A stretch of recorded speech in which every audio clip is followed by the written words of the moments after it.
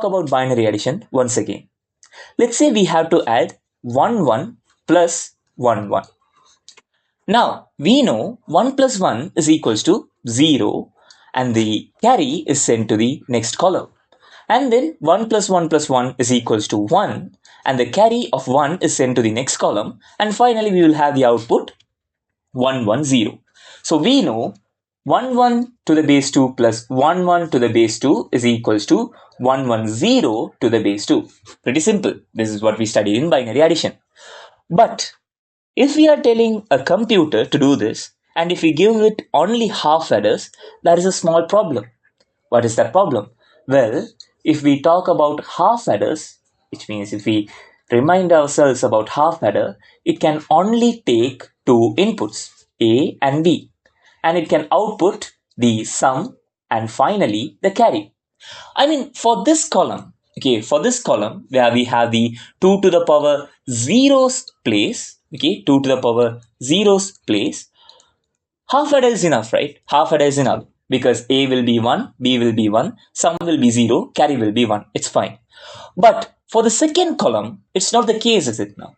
Because we have two inputs. We have an input here, an input here, and we have an input here.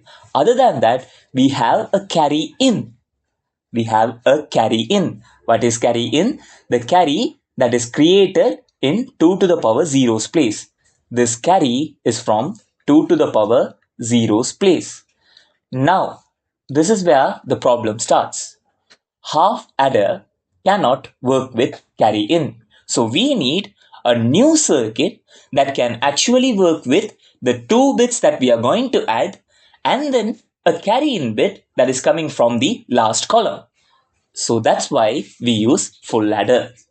So full adders are used for 2 bits addition. Of course, they are used for 2 bits addition, but along with a carry in.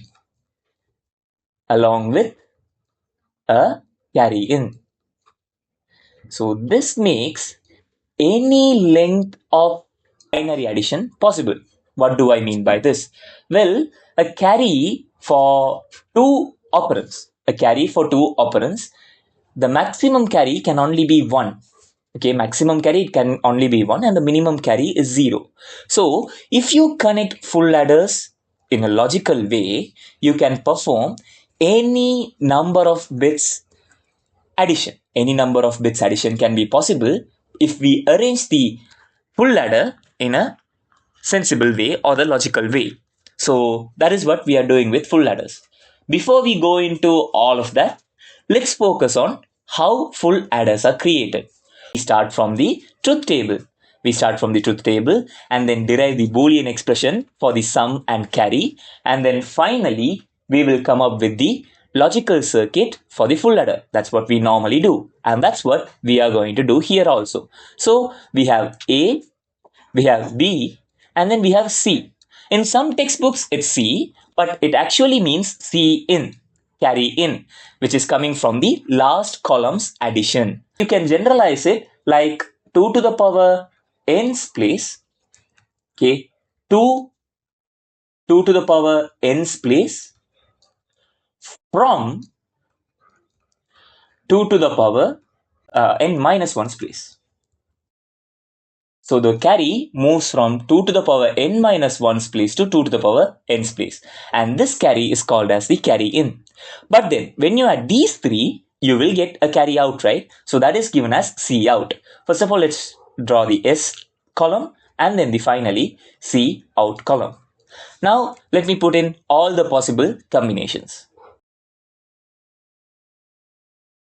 So these are the combinations. So what is S here?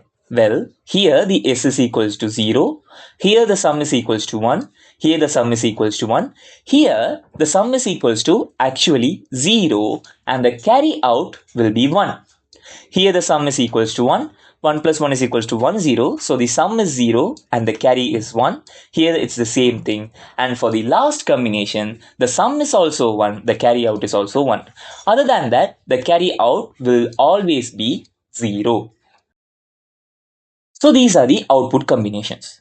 Now we are going to come up with the Boolean expression for S first by using the min terms. So that is the second step. coming up with the Boolean expression. So this will be M1, this will be M2, this will be M4, and then we will have M7 finally. So we can write down the expression S is equals to A bar B bar C plus A bar B C bar plus A B bar C bar plus ABC. That's it.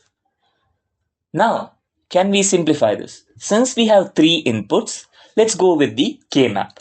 We can plot the K-map. So, I'm going to draw the 2 by 4 K-map here to simplify. So, this is the K-map that we are going to work with.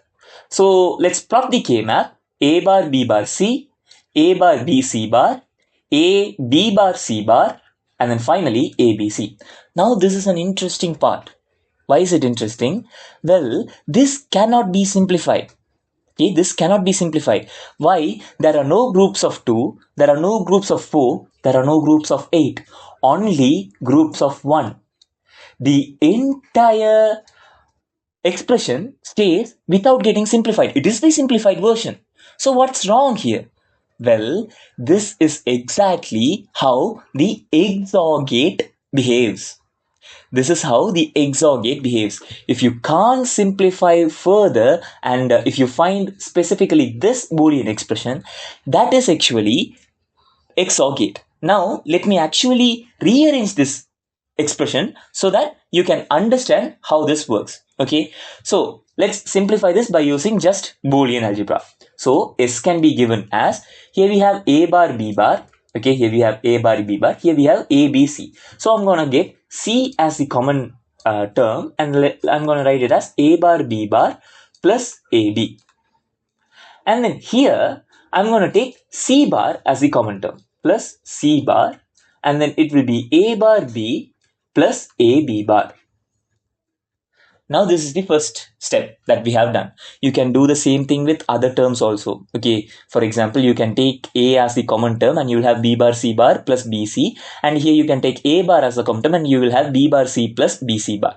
Or you can do the same thing for B. It doesn't matter. Okay, it doesn't matter because this is how we are going to rearrange things. Okay, so now we can go to the next step. What is the next step? Well, if you see clearly here, this is A bar B plus AB bar is XOR gate.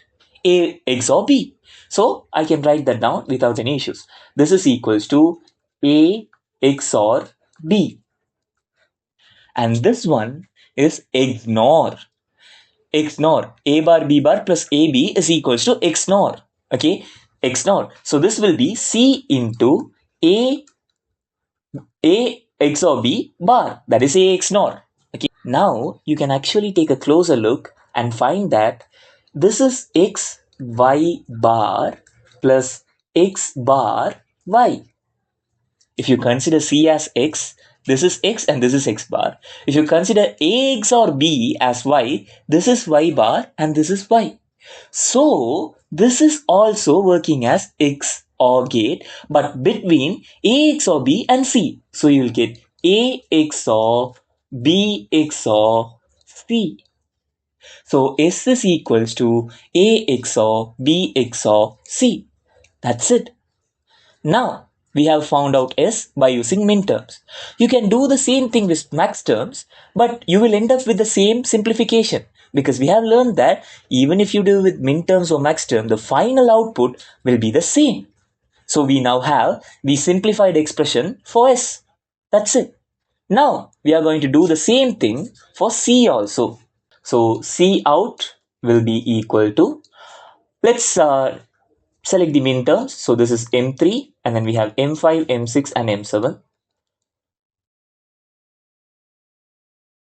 And M3 is equals to A bar BC plus M5 is equals to A B bar C, M6 is equals to AB C bar, and then finally ABC M7.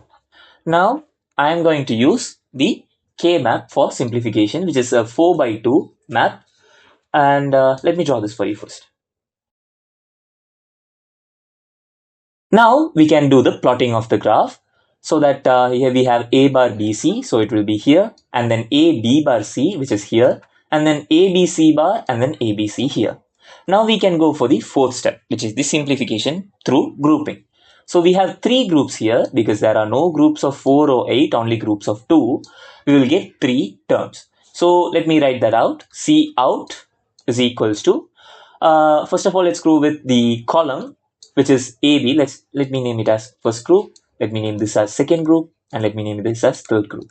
And the first group is just a column, so I will get AB plus, and the second group is a row in this direction, so C will come and it spans across these two columns, so B bar will be cancelled out, so we'll get AC.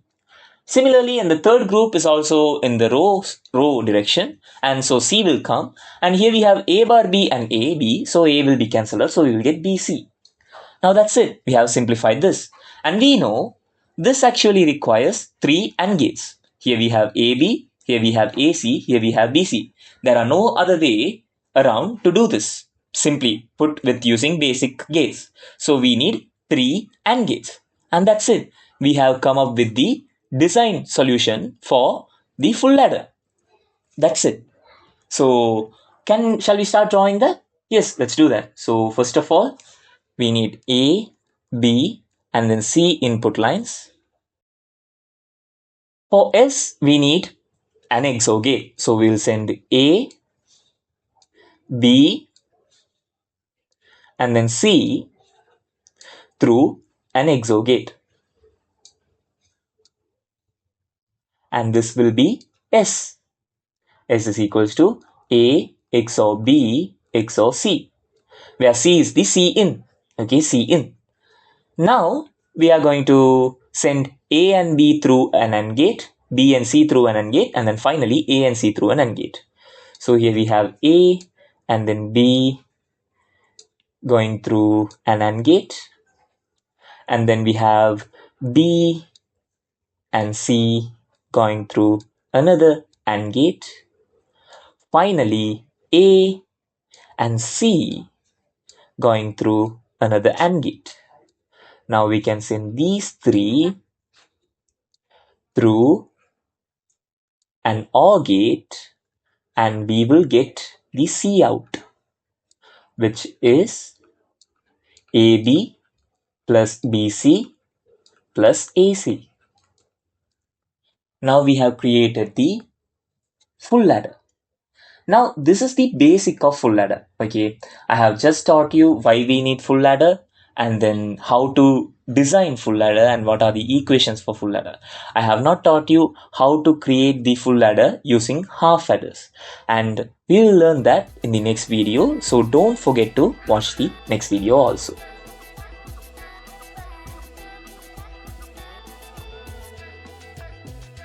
I hope you enjoy the video on full ladders and how to design them from scratch. If you found this video helpful, don't forget to like, share and subscribe for more lessons. I'll see you in another video. Until then, keep learning and stay curious. Bye-bye.